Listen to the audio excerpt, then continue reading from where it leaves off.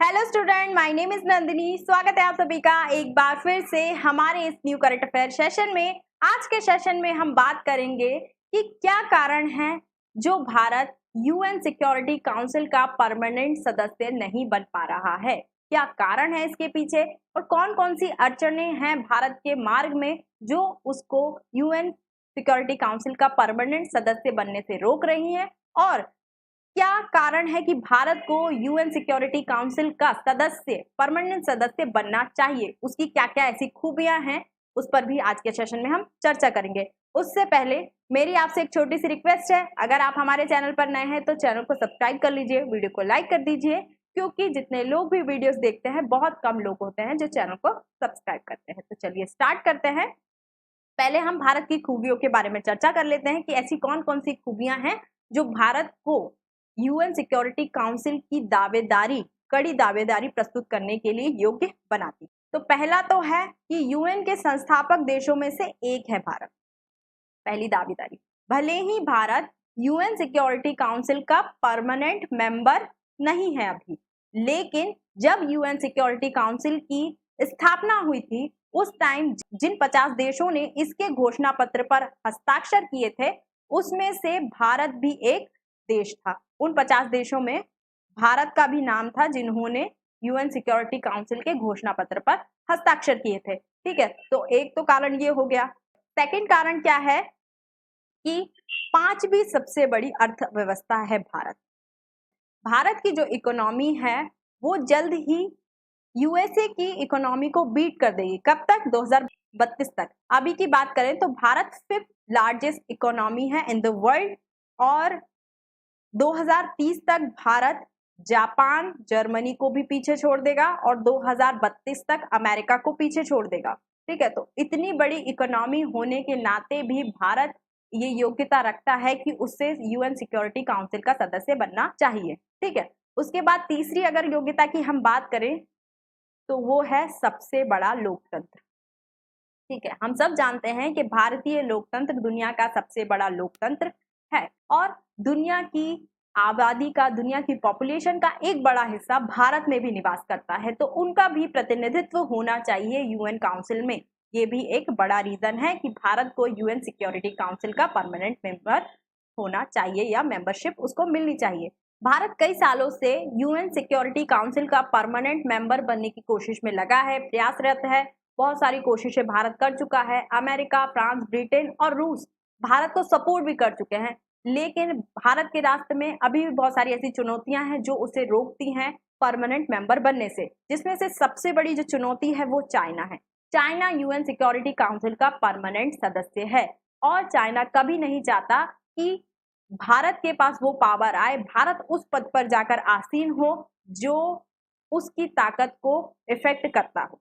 China भी एक बड़ा रीजन है कि भारत जो है वो यूएन सिक्योरिटी काउंसिल का परमानेंट मेंबर नहीं बन पा रहा है, और चाइना के साथ भारत के सीमा विवाद भी चल रहे हैं, तो ये एक क्षेत्रीय चुनौती में भी आ जाता है। चाइना के अलावा दूसरी जो बड़ी चुनौती है वो है यूनाइटिंग फॉर कंसेंसस ग्रुप। ये जो यूएफसी ग्रुप है इसका मानना है कि ज्यादातर नॉन परमानेंट सदस्यों को, मेंबर्स को यूएन सिक्योरिटी काउंसिल में ऐड करना है, और अगर कोई परमानेंट मेंबर ऐड होता है तो उसे बिटो का अधिकार नहीं देना चाहिए। लेकिन भारत चाहता है कि परमानेंट मेंबर बनने के साथ साथ उसे बिटो का भी अधिकार हो, और भारत का ये भी मानना है कि आगे जो भी सदस्य हैं, जो भी देश हैं, वो अगर परमानेंट मेंबर बनते हैं तो उन्हें भी बिटो का अधिकार देना जरूरी है। तो ये जो टकराव है, ये जो डिफरेंसेस हैं दोनों के बीच, ये भी एक बड़ा कारण है कि भारत को परमानेंट मेंबरशिप नहीं मिल पा रही है। इसके अलावा भारत के आगे कुछ क्षेत्रीय चुनौतियां भी हैं। क्षेत्रीय चुनौतियां जैसे कि जो चाइना है उसके साथ हमारा सीमा विवाद चल रहा है। ठीक है, सीमा पर विवाद चल रहा है चाइना के साथ। उसके बाद बांग्लादेश, म्यांमार, श्रीलंका, पाकिस्तान, अफगानिस्तान, ढेरों एग्जाम्पल आपको मिल जाएंगे। यहाँ पर क्या है, राजनीतिक अस्थिरता है, इकोनॉमिकल इनस्टेबिलिटी भी है। तो ये जो अस्थिरता है भारत के पड़ोसी देशों की, ये कहीं ना कहीं इफेक्ट करती हैं भारत को भी।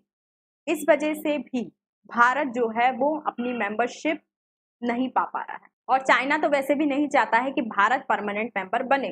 चाइना नहीं चाहता है, लेकिन और जो स्थायी सदस्य हैं जैसे ब्रिटेन, फ्रांस, अमेरिका, रूस, ये जो देश हैं ये भारत का समर्थन करते हैं कि भारत को परमानेंट मेंबर बनना चाहिए, मेंबरशिप मिलनी चाहिए, परमानेंट मेंबरशिप मिलनी चाहिए यूएन सिक्योरिटी काउंसिल में।